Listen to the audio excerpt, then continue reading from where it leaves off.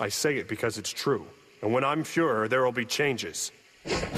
That day, all female officers will be required to wear tiny miniskirts! You're a miracle, Mustang! I'll follow you for the rest of my life! Yes.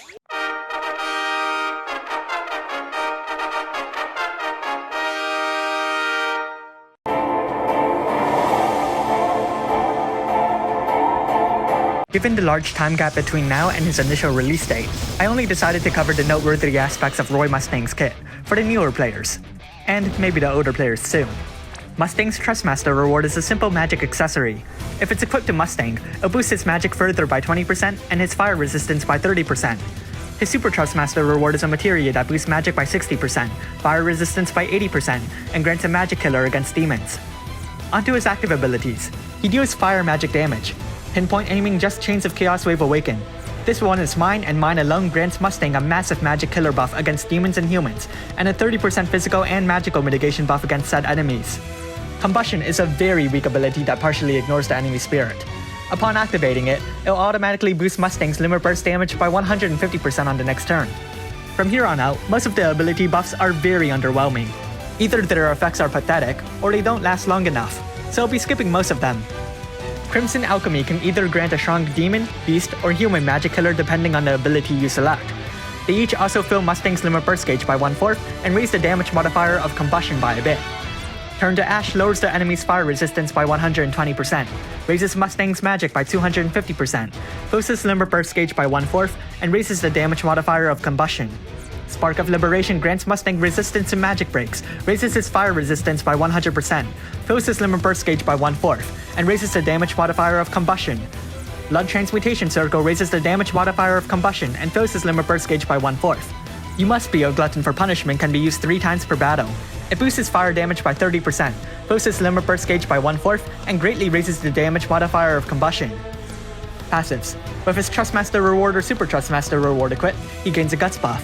He deals increased damage against demon enemies, and he's gained other stats, like a boost to his limit burst damage.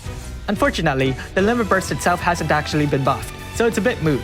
His stats are pretty shifted towards holding a single weapon, and his normal attack's been changed to a fire magic attack that Chains of Chaos Wave Awaken, and imbues fire onto your entire team for a turn.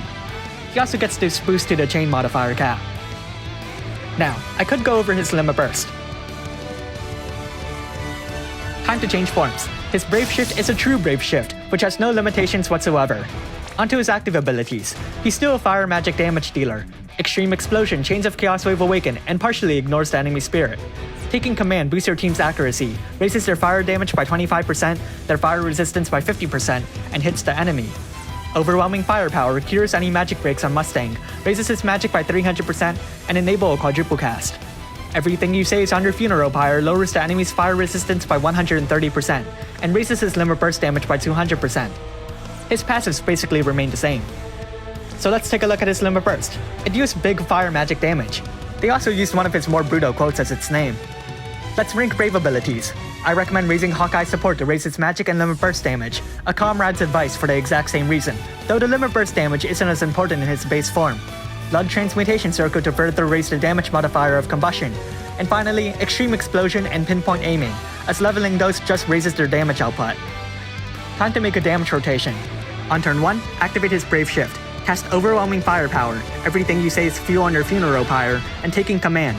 On turn 2, switch back and cast You Must Be a Glutton for Punishment, Blood Transmutation Circle, Spark of Liberation, Purifying Flames, and Combustion. Of course, you can replace Purifying Flames with a killer buff if it applies. Take note that if you want to cast This One Is Mine and Mine Alone, you probably won't be able to fill his limit burst gauge completely, unless you choose to sacrifice Combustion. On turn 3, activate his Brave Shift, then cap a chain with his limit burst. On turn 4, switch back. You want to fill his limit burst gauge again. I recommend doing so by casting You Must Be a Glutton for Punishment, Blood Transmutation Circle, turn to Ash, Purifying Flames, and Combustion. Then, on turn 5, activate his Brave Shift and pop that limit burst.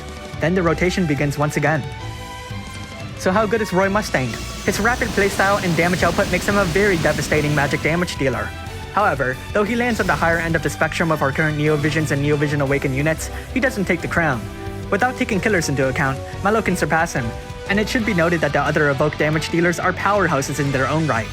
It's unfortunate, especially considering he was originally released before the Final Fantasy 15 units, and even then 2 out of 3 were comparatively weaker to their global counterparts. But since 2 out of 3 were locked into elemental damage anyways, I'm sure you could justify getting Roy Mustang as a powerful source of fire damage.